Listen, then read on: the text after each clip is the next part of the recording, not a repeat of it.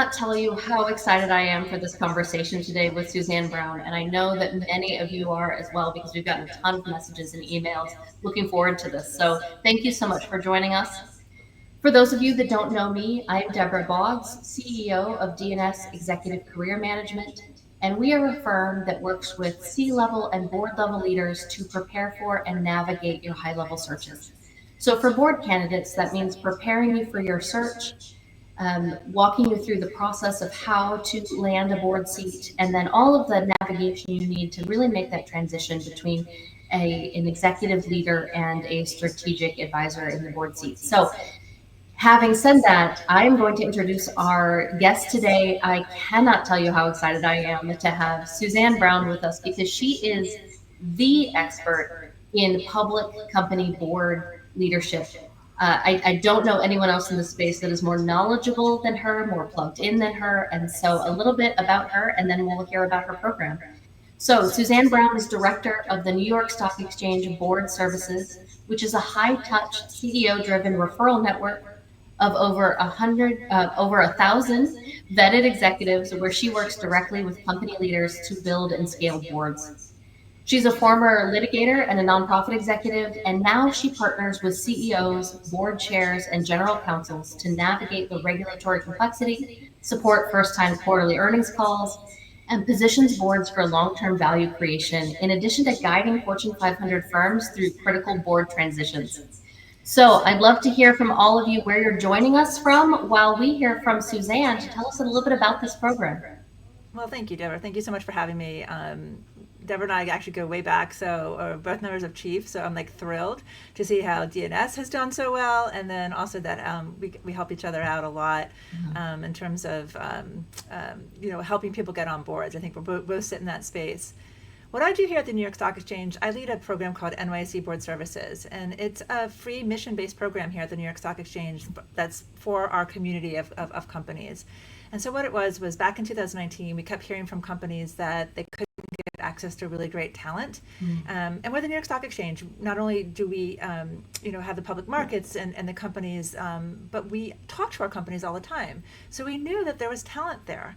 It wasn't a talent issue, it was a connectivity issue. So this program was born to connect really great, high talented board members to board opportunities. All of our candidates are CEO vetted and nominated, but again, it's just a free resource that we offer to our listed companies, some of us who have been with us for 200 years. So we have these long-standing relationships, and so the goal is that every board or nom and gov chair, before they go out somewhere else, they come to us and say, hey, who do you have? And so we've grown slowly or organically. We have about over 1,000 candidates, 1,100 actually. Yep. In the network, and it's free to be a candidate, and then it's also free for the companies to tap us for this, because the ultimate goal is to just give really great high quality candidates to our listed companies. We average 2 board searches a week, so we're busy. Yeah. And I joined in 2022, and we've helped place over 50 candidates on boards.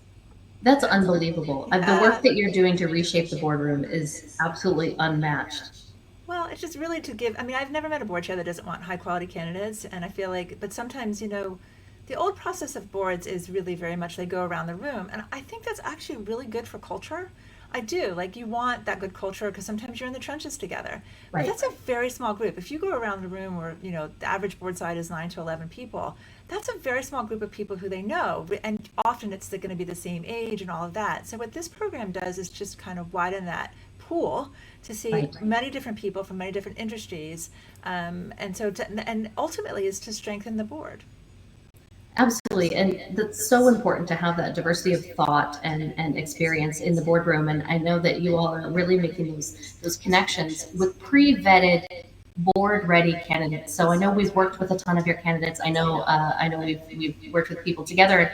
Tell us a little bit about what it takes to be a member on this list. Yeah, what does a candidate look like? Well, it is an NYSE program, so our program is, and it's part of the NYSE community. So when we did this we started this program in 2019, we pulled together a really who's who of some of our CEOs and said, listen, we really want to do this. Can you give us advice on what to do? And they said, listen, you're never going to get you have to give some qualifying factor to the nom and gov chair who's receiving the slate of candidates. They have to understand that this person is board ready, right? Right. So you have to have some qualifying factor. Otherwise, they're never going to trust you, and that these candidates are worth being in the boardroom. So we came up. I call it our secret sauce. A qualifying factor to be a candidate, a CEO of an NYSE listed company, not NASDAQ, an NYSE company has to email me and nominate you, because who better than a CEO to know if somebody's board ready? Wow. Because he or she sits on the board and or runs the board, so they know if someone's qualified. And that's why, we grow slowly and organically, but it's because the CEO has to personally email me. And then once you're in, you're in. And so, as a candidate, but then any slated candidate that goes out, and again, I think this is the secret to our success as well, will have the name of that CEO that nominated you right next to it. So, Oh, wow. because it's still about who do you know, and so often, particularly in some industries, that CEO is going to know the CEO that nominated, and it just gives them that extra sense of, oh, okay, that person might not have been in our knowledge and our group that we knew about, but this CEO who I know knows them, or this CEO, stands behind them. And I think that's one of the reasons that our candidates get such a good reception from the companies when we send them a slate. That's such an important differentiator. And then to have that who's who next to it connected is really interesting. There's a question in the chat. I know I've gotten this question recently. Can a former NYSE CEO nominate someone? Yeah, typically we keep it current. I Yeah. get that question a lot. And by the way, I cannot nominate. Just FYI. I am unable to, so by our bylaws. But typically we actually ask for current. Yeah, that makes sense.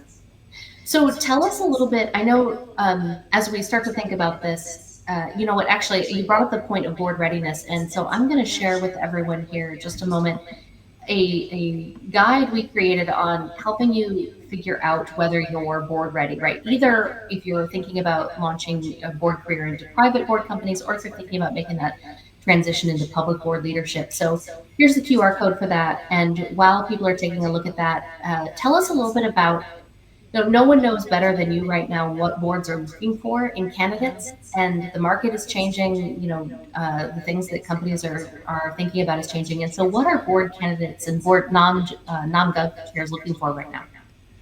Yeah, I did 126 board searches last year, so I get to see from the companies, what they're looking for, right? And for me, it really breaks down into 5 or 6 candidates that most board searches come in for. So first it's going to be, what's your functional expertise? Are you CEO, CFO, CMO, whatever? Typically, it's going to be a C-suite. Mm-hmm. Is your SVP from like a Google or a Microsoft or one of these huge NVIDIAs? Maybe. But typically, boards want C-suite. And then, so what is that function that you're going to bring in? And it's often what problem they're trying to solve. What is the deficit they have, right? If they need someone for audit, they're going to be looking for a CFO type. If they need someone for customer segmentation, they might take a marketing person, right? Or social media, or whatever industry. All right, so first it's what's your functional expertise? And then it'll come in is, what is your industry, right?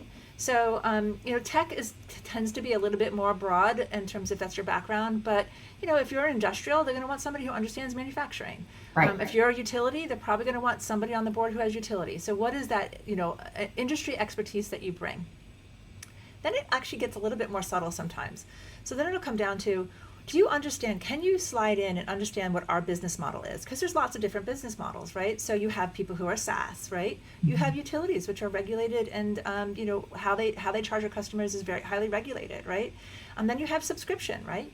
Cable. So can you understand what our business model is? And can you slide in and add value really quickly, right? Mm-hmm. And then it'll also come up as customer segmentation. Again, kind of going down the scale. So the first 3 probably weight the highest. Right. But then the next will be like, do you understand business to business? Or are you B2C, right? So like, do you understand that type of our segmentation? Or are you international? Do you know how to open new markets, right? That I get a lot, actually, because NYSE is very international. So I'll get, foreign companies that want to penetrate the US markets and vice versa. So that's actually a really key differentiator for some people, and or a skill set that they want on the board as a company is scaling and growing. And then also you'll get something about scale. So have you IPO'd a company? Do you right? Or do you have you right and understand working with founders, but then also scale, right? So sometimes people will be like, if you're a $70 billion company and you're a CEO of a $2 billion company, that might not be as good a fit, right? So what's the scale of the company that you worked at, Right. and does that fit our model? And then sometimes I have to say, not quite so much as more anymore is ESG. I do still get it. It's more tends to be around the governance. Like, do you have great governance experience, right? So, understanding working with the board and things like that. Yeah. So that's those tend to be the 5 or 6 categories that a board search will come into. And that's definitely how, like, this audience should, if they're doing their resume or their board bio, should definitely start to think about like how that works for the company that they're looking to get a board on. That's so important. And I appreciate you sharing that, thinking about the the scale, the size of the company, the Yeah. customers, things like that, because I see so many board candidates are hesitant to choose a direction for their board search. And I know you and I talked about this yesterday. You had hosted me for the to do a workshop on board bios, right? And we're talking about how to differentiate yourself in the market. And so many board candidates are saying things like, "Well, I help scale companies. I can help any company grow." But it really sounds like boards aren't really looking for generalists. They're really looking for someone to be able to help understand their market. That's right. I mean, there's so few seats around the board table, right? Again, it's like 9 to 11, right? So it's whatever skill set that they think that they're missing or the company needs right now. Again, they're always going to have, right, that if you're on the public markets, you're going to have an audit committee, you're going to have a nom and gov chair, right, and compensation, right? You're going to have that. And you might have technology, and if you're in manufacturing, like, some of the safety ones as well. So they're looking for that skill set that's going to fit that need, right? And I thought you made a really good point last night, when you can just you can say to ChatGPT, give me the board, right, skill sets and matrices that they have because they're public. And you can Right. see what they have on their board, right? I mean, like, one of them might have social media. If that's your background, that's great. Those are the companies you might want to target for. Right, but then some Exactly. companies aren't going to have that. So if you're a social media guru, that company doesn't have that on their board, probably not going to be a good fit. And then again, I do think that scale really does come in. That definitely comes up, in terms of, again, if you're sub 1 billion and you're looking to be on a board of a 70 billion, but have no experience in that, that's going to be hard. Not Yeah. impossible. It's just going to be harder. Exactly. Not impossible, but we really need to think about where our lowest hanging fruit is and where our unique value to drive, to deliver value is, right? Well, how are we uniquely equipped to help solve those challenges, see around those corners, things like that? And we can't do that if we're looking for something that's not apples to apples to what we're used to doing. That's right. Right. So tell me, you mentioned a little bit about not as much ESG is coming up.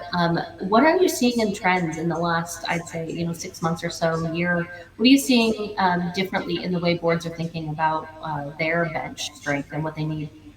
It is because I do so many board searches, I get to see where boards are thinking, right? And there really have been trends since I started in 2022 to now. What boards are looking for has definitely changed, and it has to do with just the markets and geopolitical and other things. So when I started in 2022, crypto was hot.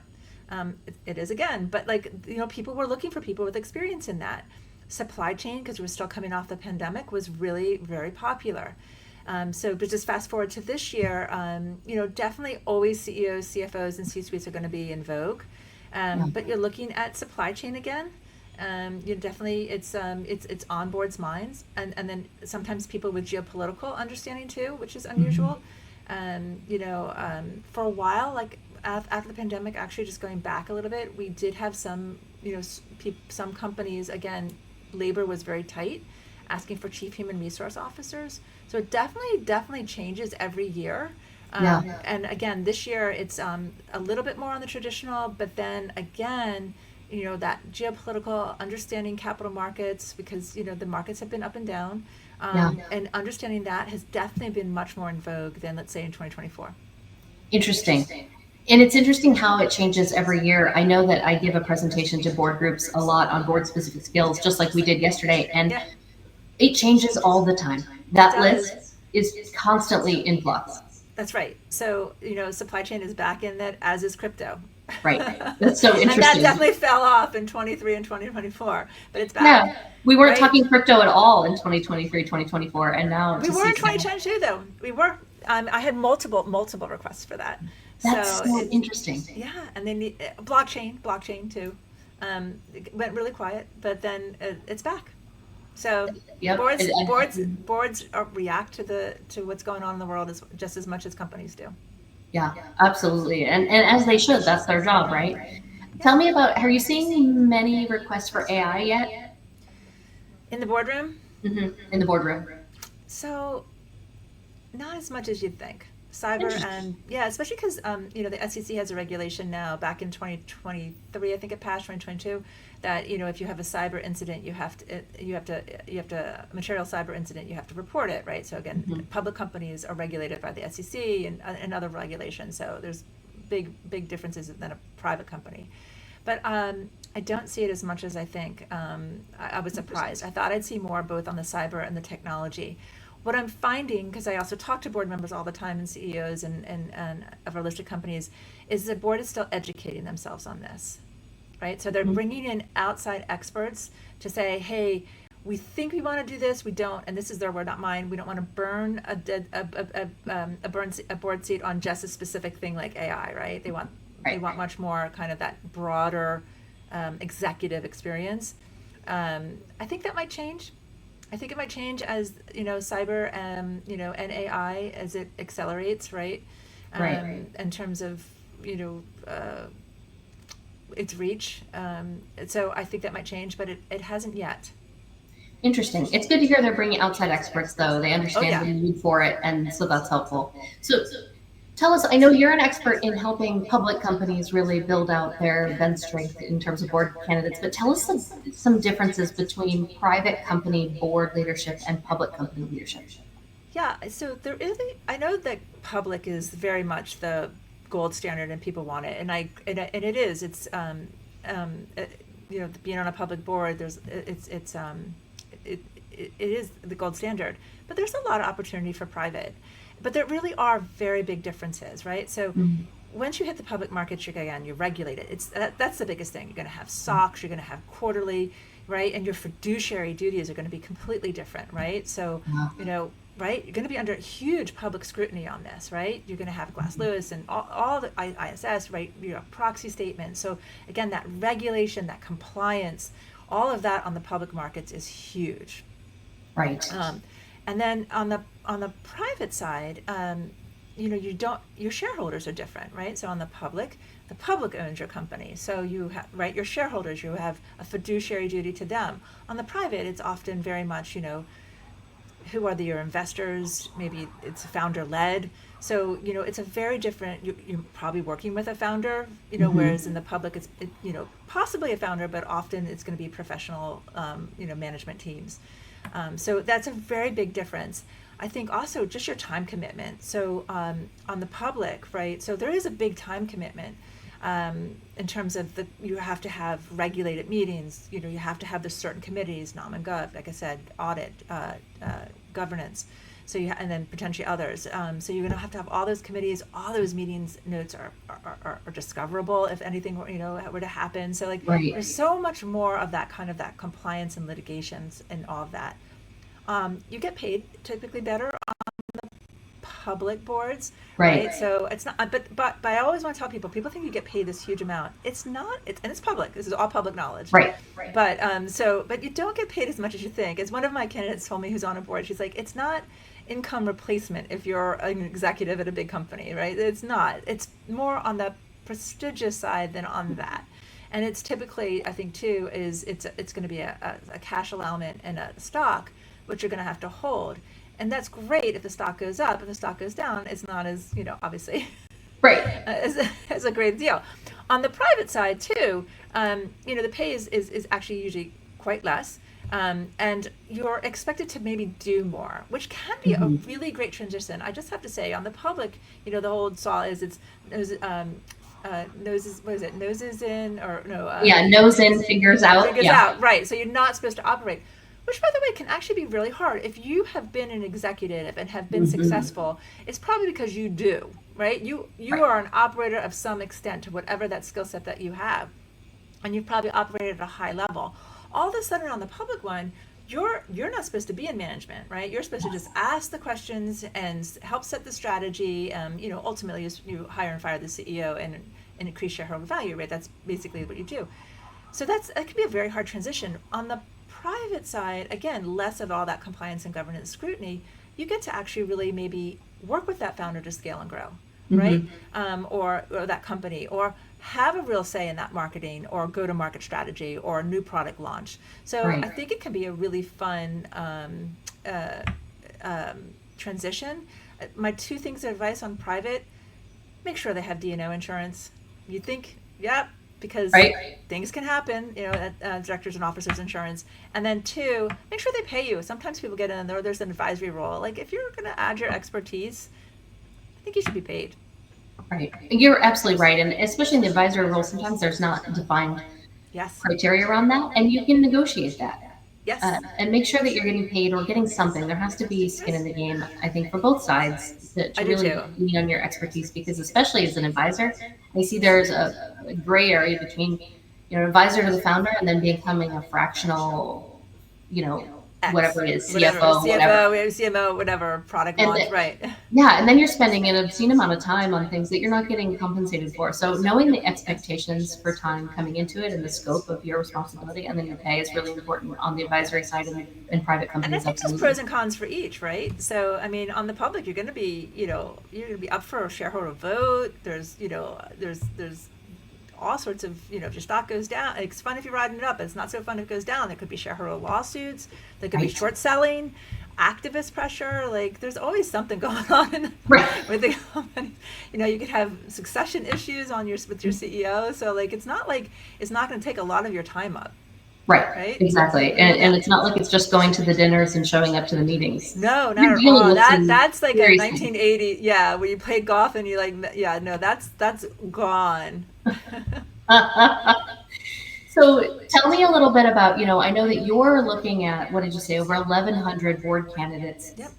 And as we talk about board candidates at this level, so many people want to lead with, I have 30 years of experience in the XYZ industry. And as we talked about yesterday in the private event, that's not enough to stand out at this level because everyone has that, right? When you're nominated as board ready from an NYSE listed CEO, you should have decades of experience and deep expertise in your industry. So what do candidates need to stand out and show up at a high level and be really taken seriously for board seats right now? Yeah, I think the more you can really define your value add for a board member, Mm-hmm. in very specific terms, is the better you can. What is it that you bring to the table, right? Is Right. it a global perspective? Is it a go-to-market thing or whatever? I think the more you can be specific on that, it's easier for them to see you in that role, right? Again, kind of those 4 to 5 categories I talked about: functional expertise, background, that kind of stuff. And the more you can hone in on how you've added value to that, because only about 400 to 500 public board seats come up a year, if. Wow. Yeah, I think 2023 was the least ever, but typically between 450 or whatever. So these are highly competitive positions, right? So the Mm-hmm. more you can differentiate yourself and take that and like the exercises that you do actually, right? And like, what is that value add? I think it's actually really hard to take 10, 20, 30 year career where you've had all these successes and think, can I distill this down into one or Right. two or three sentences? And don't make it long, make it short. And I think if you do that exercise, what I like about doing that is that if you're ever in an opportunity where you're talking to somebody, you can say, you know what, my real value add is I'm really great at setting vision and operationalizing it in X thing. And this is, and then they're like, oh, tell me more. Then you can go into all the different things. But like, if you can be really crystal clear of your value add, I think it helps in so many different ways because you never know where opportunity is going to come, right? So I think, particularly to get your board seat, networking is key. Yes. Whether honestly, I think LinkedIn is great to do it that way. I tell all of my candidates, make sure your LinkedIn is up to date because everybody, that's your CV, right? Everyone goes Right. there. But you never know who you're having breakfast or lunch with who can open those doors to you because boards are still, even despite all the resources like us and others, the first thing that board is going to do is go around the table and say, who do you know? And if Mm-hmm. you're top of mind to somebody who has that power, or to recommend you to another friend who sits on a board, been able to define to them what you bring makes it easier for them to help you. That's so incredibly important. And that's something that we work with all of our board candidates is defining that unique value first, because that really drives everything you put in your board bio or resume, everything you're putting on LinkedIn, the conversations that you're having. Just like you said, you've got to have that unique value. We have a candidate recently who sent me a ton of things ahead of our first call, and he said, "Did I send you too much? Because that's what I've been sending to everybody." And he sent me a resume and a bio and a like accomplishment sheet. It was a lot, and I said, it's kind of like you're trying to propose on the first date, right? We can't That's tell right. everyone everything about us, right? We need to start with just the highest level value. And I actually think if you do it really well, that's when they say, tell me more, because you've Right, intrigued them, right? So you don't, I feel like I get some of these resumes, first of all, they're way too long. I think they should be one page. I'm a huge proponent of that. And I'm not the only one. A lot of my board candidates think the same thing, or right, board members. But, have white space in that. Let them pause and think about what you do. So if it's much easier to just spit it all out. It's much harder to actually think about what, if you look back and you trace what I've done and throughout my career, here's where I add value, and this is how I can add value to your board. That's what I think is actually what gets you if you can be crystal clear on that. And right. again, the board bio resume, it's just a tool for them to ask the next question, and then you can go into all that you've done. But they're really asking, and it's probably going to get pretty specific for them, because if they're looking at you for a board role, there's probably a very specific reason and opening there. So Hmm. that's when you get into the nitty gritty. And it could be something different than you thought, right? It could be that, back in the day, you opened up China for X company, and guess what? That's their next move. So they want to know about that. But it might not even be in your board bio. So I feel Right. like it's just, get the basics out, get the value you add, and then in the interview process is where you can really go into all that detail. So incredibly true. And when you're preparing for the interview process, knowing the difference in that transition between coming in as an operator and an executive leader and a board member who's really going to be driving governance is so important too. Yeah, they're So really looking preparing for for people that. who can be a strategic partner. Yes. How are you? Because that's what the boards do, right?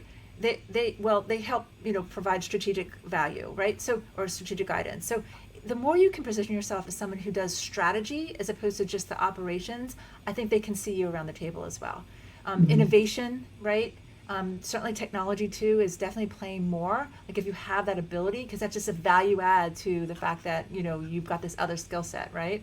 Right. The Right. more skill set, right? So, and then I think they also just want people who are very confident, right? Because they want people who are confident around the table. So the Right. more you can be like crystal clear, like this is the value I add, and not be so wishy washy on it, that Hmm. inspires confidence, and that inspires them to be like, hey, I think this person should be on the board. That confidence piece is so incredibly important because they're not bringing you on to give you a shot, right? That's not what's happening at the board. This is not where you're going to have a leader say, "Oh, I think they can grow into this role." That's not an option.